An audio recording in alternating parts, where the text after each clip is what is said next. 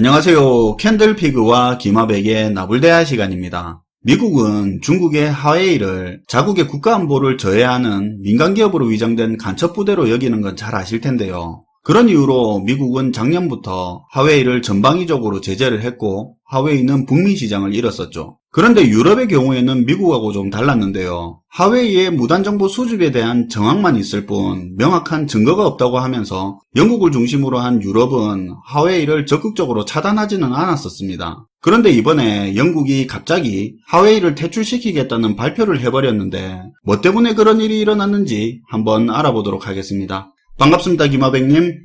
네, 안녕하세요. 현재 국제사회에서 중국이 점점 고립되어가는 모습인데요. 지난 14일에는 영국 정부가 화웨이의 퇴출 방안을 발표했습니다. 발표 내용은 5세대 이동 통신인 5G에 들어가는 화웨이의 통신 장비들을 완전히 퇴출시키겠다는 내용이었는데요. 올 연말부터는 새로 구입하는 화웨이의 통신 장비 구매를 금지시키고, 그리고 이미 들여와서 설치한 화웨이의 장비들도 2027년까지 완전히 철거하겠다는 내용이었어요. 5G라는 게 4차 산업혁명 시대에서 가장 기본이 되는 통신 고속도로망 같은 건데 세계적으로 화웨이 장비 비중이 엄청 크죠? 그렇죠. 사실 화웨이 제품이 성능도 좋은데다가 가격까지 저렴하니까 많은 통신 회사들이 화웨이 장비를 많이 사용하고 있어요. 어쨌거나 제가 알기로는 작년에 미국이 화웨이 제재에 본격적으로 참여해라고 할 때만 해도 영국은 증거가 없다는 식으로 나왔던 걸로 기억하고 있거든요. 네, 맞아요. 사실 영국 같은 경우는 기존의 화웨이랑 20년 이상 관계를 이어오고 있었는데요. 현재 영국의 이동통신사들 같은 경우에는 기존에 설치해놓은 4G 통신 장비에 있어서 대다수가 화웨이의 통신 장비들을 사용하고 있는 걸로 알려지고 있습니다. 예를 들면 영국의 최대 이동통신사인 브리티시 텔레콤 같은 경우에도 사용하는 통신 장비의 3분의 2가량이 화웨이 제품인 걸로 알려지고 있어요. 증거가 있니 없니를 떠나서 영국 입장에서는 화웨이 장비가 그렇게 깔려 있는데 쉽게 화웨이 제재에 동참하는 게 쉬운 일이 아닐 수도 있겠네요.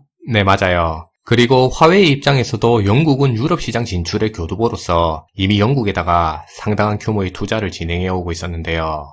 2017년까지는 이미 3조 원 이상의 투자를 진행했고 작년에도 런던에다가 5G 혁신센터를 열기도 했습니다. 화웨이가 영국에 투자를 했다는 말이죠. 네. 그럼 영국이 화웨이를 퇴출시키겠다고 발표하는 게 쉽지가 않을 텐데요.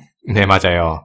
사실 그동안에 진행된 영국과 화웨이의 관계로만 봐서는 그렇게 보일 수도 있는데요. 그런데 그럼에도 불구하고 영국이 화웨이의 퇴출을 결정하게 된 원인에는 그동안에 미국이 제기한 보안 문제와 더불어서 미국의 제재로 화웨이가 반도체를 수급하는데 어려움이 생겼다는 점이 걸림돌로 작용한 걸로 보이고 있습니다. 일종의 그거네요. 자동차 부품 수급이 어려운 차종이면 그 차를 계속 쓸 수가 없잖아요. 고장 한번 나면 어떻게 할 수가 없으니까. 그렇죠. 비슷한 개념으로 볼 수 있는데요. 아무래도 영국 입장에서는 신규로 5G 네트워크를 구축하는 데 있어서 다양한 부품들이 지속적으로 필요할 수 있어요. 그런데 화웨이가 이렇게 계속해서 제재를 받는 상황이 지속되면 영국이 향후에 5G 네트워크를 구축하는데도 지장이 따를 수 있다는 판단인데요. 거기다 앞에서 얘기한 보안 문제 같은 경우도 큰 걸림돌로 작용하게 됐습니다. 근데 미국이 화웨이를 제재한다고 해도 화웨이가 유럽에 그냥 물건 팔면 되는 거 아닙니까? 영국은 왜 화웨이 제품 수급에 지장이 있을 거라는 거죠? 이유는 간단한데요. 지난 5월에 미국 상무부에서 화웨이에 대한 반도체 수출 규제를 강화하는 내용이 있었어요. 거기서 미국은 미국 장비와 미국 기술이 사용된 반도체 제품 같은 경우에는 그 제품이 미국이 아닌 다른 나라의 기업이 생산한 제품이라고 해도 미국의 허가를 받아야만 화웨이에 판매할 수 있다고 발표했는데요. 이 말은 사실상 화웨이의 대부분의 제품에 미국 기술과 제품이 들어갈 수밖에 없는 상황인데 미국이 수출 규제를 함으로써 반도체의 공급을 막아버렸다고 볼 수 있어요. 그냥 제대로 된 제품 공급받기가 어려워진 구조가 됐다는 거네요. 그렇죠. 사실 이번 결정은 영국 정부의 입장에서도 부담으로 작용할 수 있는 결정인데요. 왜냐하면 이미 기존의 통신 장비들이 화웨이 제품으로 깔려있는 상황이라 화웨이가 아닌 다른 회사의 장비를 도입해서 교체한다 하더라도 교체 비용 자체가 만만치 않게 들 수 있기 때문입니다. 그러니까요. 영국 통신사에 이미 깔려있는 화웨이 장비만 해도 어마어마한데 그게 퇴출이 됩니까? 그래서 아무래도 그런 이유로 2027년까지는 유예기간을 두면서 화웨이를 퇴출하게 된 배경이 된 것 같은데요. 기사에 따르면 화웨이 퇴출로 영국의 5G 네트워크가 3년 이상이 지연될 걸로 예상되고 있어요. 그리고 비용 역시도 3조 원 이상이 추가될 걸로 분석되고 있습니다. 영국이 그렇게 손실이 큰데도 퇴출을 시키겠다는 거네요. 네. 아무튼 이번을 계기로 영국은 화웨이를 퇴출시키기로 했고 화웨이로서는 절체절명의 위기를 맞이하게 됐는데요. 잘 알다시피 화웨이는 중국의 삼성전자로 불리는 대표적인 IT 기업으로 통신 장비와 스마트폰이 각각 매출의 절반 정도를 차지하고 있는 기업입니다. 매출 규모로만 봤을 땐 우리나라의 삼성전자의 3분의 2 정도를 차지하고 있는 기업인데요. 그런 기업이 미국의 제재로 이미 작년부터 데미지를 받았고 영국도 이번을 계기로 화웨이 제재에 동참하기로 한 상황이라 화웨이는 북미 시장을 포함한 유럽의 시장을 전체적으로 잃을 수 있는 위기를 맞았습니다. 사실상 유럽은 화웨이에게는 주요 메인 시장으로 전체 매출의 24%가량을 차지하고 있는 시장인데요. 화웨이는 교두보 역할을 하는 영국 시장을 잃으면 유럽 시장을 잃을 수도 있고 그리고 그렇게 유럽 시장을 잃었을 땐 5G 기술 전쟁에 있어서 패권을 잃을 수도 있는 위기입니다. 게다가 미국과 영국 이외에 호주와 뉴질랜드도 자국의 5G 사업을 구축하는데 화웨이 장비를 제외시키기로 결정했는데요.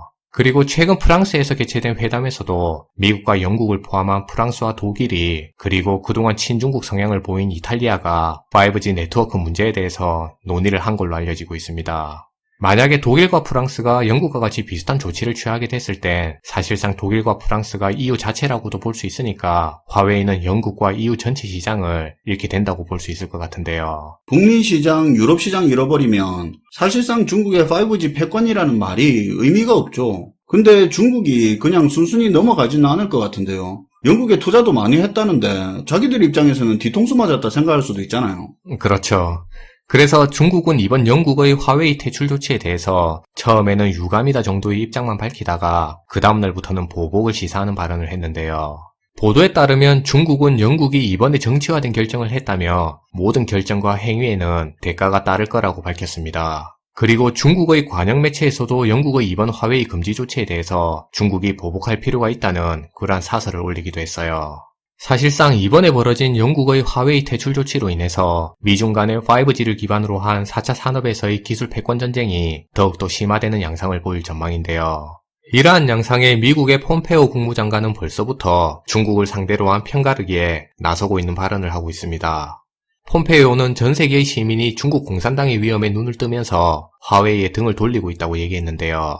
세계적으로는 앞에서 언급했던 호주와 뉴질랜드를 포함해서 동유럽과 북유럽 등의 나라의 통신회사들이 화웨이와 거래를 하지 않는다고 얘기했습니다. 대놓고 그렇게 말을 했습니까? 네. 그런데 여기서 재밌는 사실은 이 중에서도 우리나라의 SK텔레콤과 KT도 같이 언급되면서 반대로 LG-U+는 제외시키고 편을 가르는 듯한 뉘앙스를 보여주기도 했어요. 그럼 만약에 이런 상황이 심각해지다가 화웨이가 무너지게 되면 어떻게 우리 쪽에 반사이익은 없습니까? 일각에서는 이번 조치로 화웨이가 도태되면 반대급부로 삼성과 SK하이닉스가 반사이익을 볼 수도 있다는 의견이 나오고 있는데요. 그런데 사실 이 부분 같은 경우는 득과 실이 같이 공존하고 있어서 양날의 검으로도 작용할 수 있을 걸로 보여요. 왜 그렇죠? 왜냐하면 우리나라의 전체 반도체 수출액 같은 경우에는 사실상 중국에 대한 수출이 40%가량을 차지하고 있는 게 현실이기 때문인데요.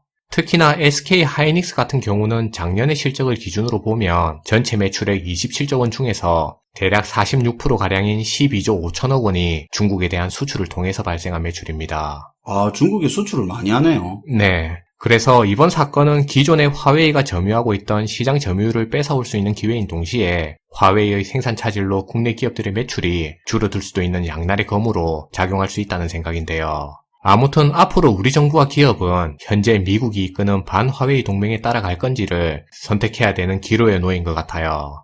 사실 경우에 따라서는 아무것도 선택하지 않는 방법이 좋은 선택이 되는 경우도 있는데요.